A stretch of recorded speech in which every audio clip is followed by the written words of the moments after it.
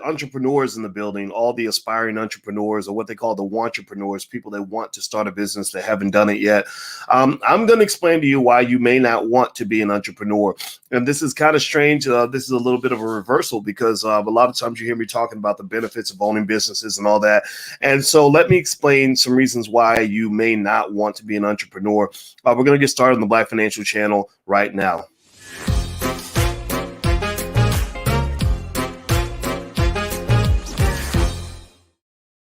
Hey, what's going on, guys? My name is Dr. Boyce Watkins. Welcome to the Black Financial Channel. This is theblackfinancialchannel.com.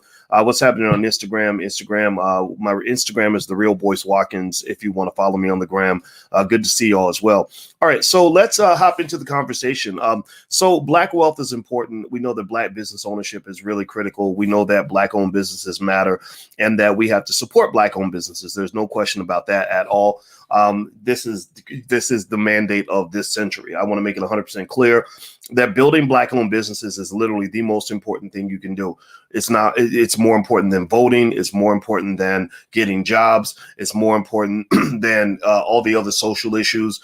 Black-owned business is the one thing. If we have enough Black-owned businesses to employ our own people and build wealth, then we can protect ourselves. We can create our own jobs. We can do all these things on our own. So I want to make sure you get that Black-owned business establishment, that your children being part of the Black economic army that we're building in this generation is really important. It's really important for Black men because I got to keep it raw and 100 with you guys when I let you know that the white man ain't got no place for you. That if you are a Black man and you are a heterosexual masculine Black male, chances are you're going to be seen as a threat. You're not going to really fit into corporate America. There are jobs that Black women can get that Black men can't get. And those who understand the Black experience get that. That's why I married a Black woman. I couldn't marry Becky because Becky, I'd have to spend 20 years trying to explain that to Becky. But my Black woman gets it. She grew up in Gary, Indiana, in the hood. And so she understands that there are spaces she can go that I can't go. There are things that she can do that I can't do. There are places where she's welcome in, or I'm not welcome in at all. And we know this. That's why, for example, she works for a university as a full professor of social work. And I totally got blackballed from academia for being too Black. And so I started my own business and found my success outside of the system. I couldn't have found my success the way she found it. I found it the way I found it, right? So Black men have to learn how to rewrite the rules. It's very important for you to just really get that, okay? So give me a yes in the chat if you follow what I'm saying. Give me a yes in the chat if you get me. A lot of people don't get me. They think it's too radical, and that's why 90% of the Black community is not ready to have this conversation, but it's okay. I don't need 100% of the Black community. I want that talented 10th. I want the people that have enough vision to see the future, enough strength and courage to fight, to build. I want people that have the patience and the commitment to their families and communities to make our people better. So give me a yes in the chat if you follow what I'm saying. I had to throw that out there just to let you know that this is some serious stuff. This is not a game. All right. So next point I want to make on this in terms of a point of clarity is that a lot of you have heard me talk about Black businesses and starting businesses and how great that is.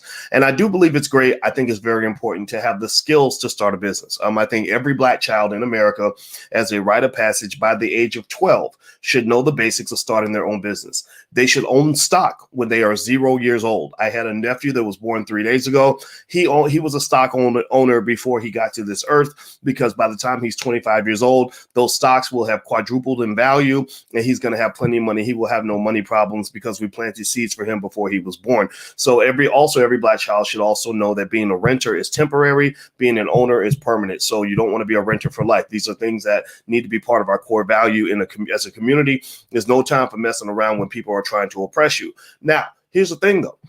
While I've made it clear that I believe every Black child should learn how to start a business in case of survival, I want you to think of it as a survival skill, meaning that if, for example, I have a young kid who's 22 years old who comes by, and he's a great kid. He fixes things all around the house. And I talked to him one day and I said, hey, man, can you help me put together like a survival plan for my family in case it really goes down?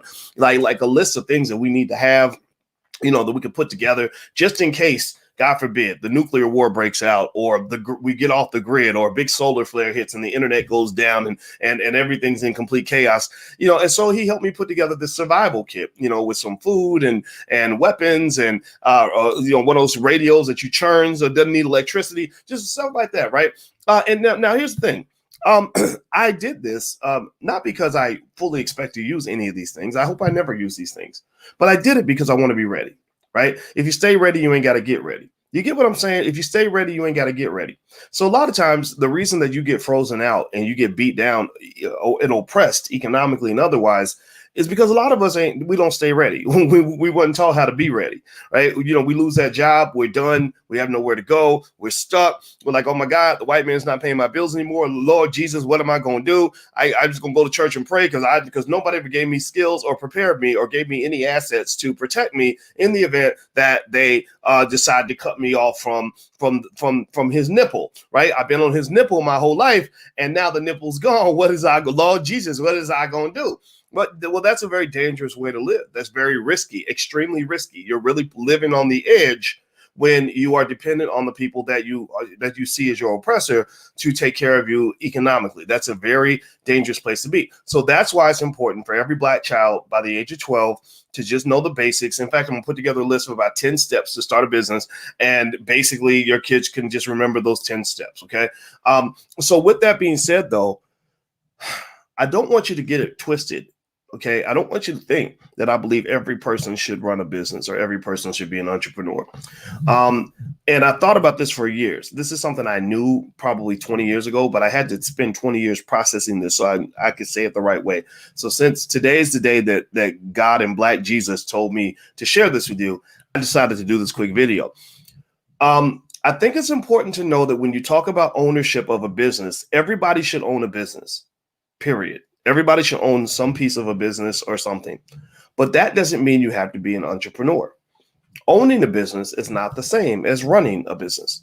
Running a business means that you file the paperwork and you're the CEO and you get up every day and you go get the clients and you in the beginning, you're doing all the work and putting everything together and you're doing the grind and the grind is fun. The grind is really a lot of fun, but some people don't enjoy the grind. Some people don't want to live that way. Some people don't want to do all of that. Some people get worn out and flustered by all of that, right? 80-hour weeks and all this other stuff that you have to do as an entrepreneur. It was fun for me. I enjoyed it, but some people don't want to do that. Some people maybe have a job that they like and they want to keep their job. Well, one of the things I want you to really understand is that there are many, many, many ways that you can skin the ownership cat without actually starting the business and running the damn thing. A lot of us run the business and it's really hard because also the other thing too is a lot of us have that whole I can do it all by myself kind of mindset. So we end up just literally doing every single thing in the company and it drains the hell out of you. And it ends up being the same trade you made of time for money that you made when you had a job. You're doing the same thing with a business. The difference is that you're your own boss, but you still have a boss. You still have to do that trade-off of time for money. Well, there are a lot of people who actually find ways to business ownership that are a little bit different, that don't require the work of an entrepreneur. For example, there are people that might invest in someone else's business. They'll say, look, I don't want to run a laundromat, but I know that there's money in owning laundromats. So what I'm going to do is I'm going to take the money I've saved up and I'm going to give you the $5,000, $10,000 you need for me to get a 20% stake in this laundromat. So for this amount of money, you're going to give me 20% of the company's earnings. I will not be at any meetings. I will not be doing any laundry.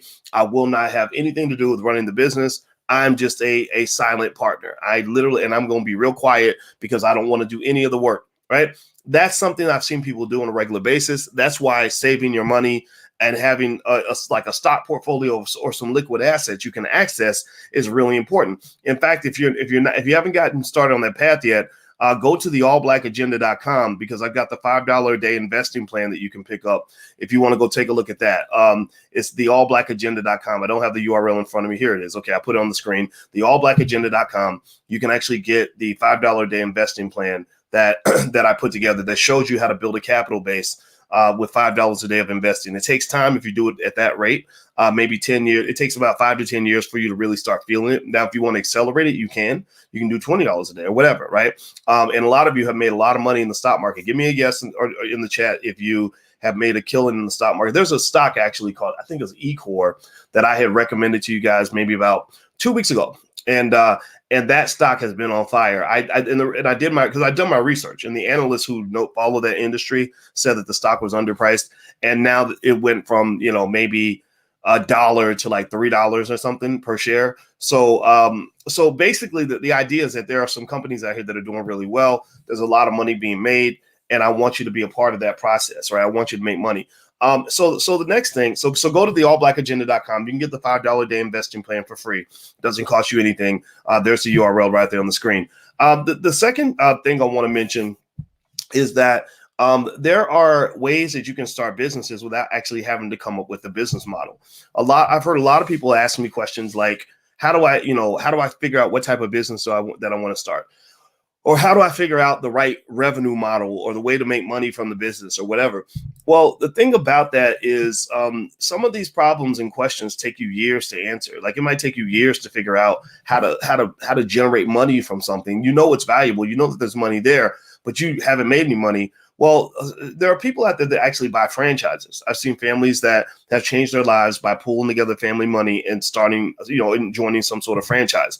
And there are lots of hundreds, maybe thousands of companies out there that have franchised themselves where it's like a business in a box where they will literally give you all the blueprint on how to run that type of business. And all you got to do is go study it like you study a class, and you just read through like, okay, so we make the hamburgers like this, and then we make the fries, and then we sell the food, whatever. Right.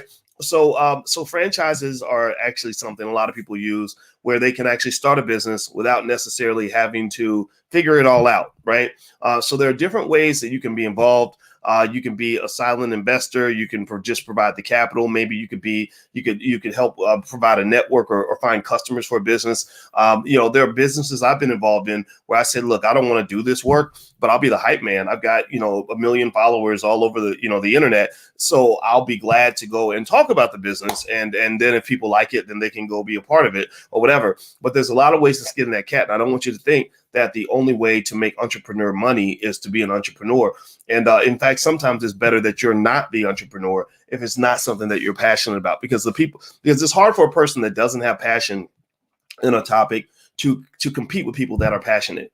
People who are passionate, they love it. They're into it. They'll do it every day. They do it for free. People who are not passionate, who are there just for the money, they're not going to work as hard. Typically, they're not going to be as interested in drilling into it. I mean, they can be passionate about money, and that might drive them, but typically there's a differential there. So just kind of keep that in mind as you think about how you want to move forward on your path to ownership and all that stuff. And by the way, we actually have a franchise program in the Black Business School. It's a really great curriculum on everything you need to know to buy a franchise. So the URL is on the screen. It's theblackfranchiseprogram.com. So feel free to go to the blackfranchiseprogram.com if you want to take a look at that. And so that's it. Those are my thoughts for today. I'm going to get back to work, but I just wanted to stop for a minute. And again, God and Black Jesus told me to do this video, and so I did it, and it's done, and the message has been shared. So I hope this helps you. If you could, please hit the thumbs up button on your way out, and make sure you subscribe to the Black Financial Channel. That's theblackfinancialchannel.com. And also, if you're, I do little sessions on Clubhouse and stuff like that. So if you're on the Clubhouse app, you can look me up at Dr. Boyce Watkins. Feel free to do that as well. All right. So have a good day, everybody. It was good talking to you, and I will see you soon. Peace.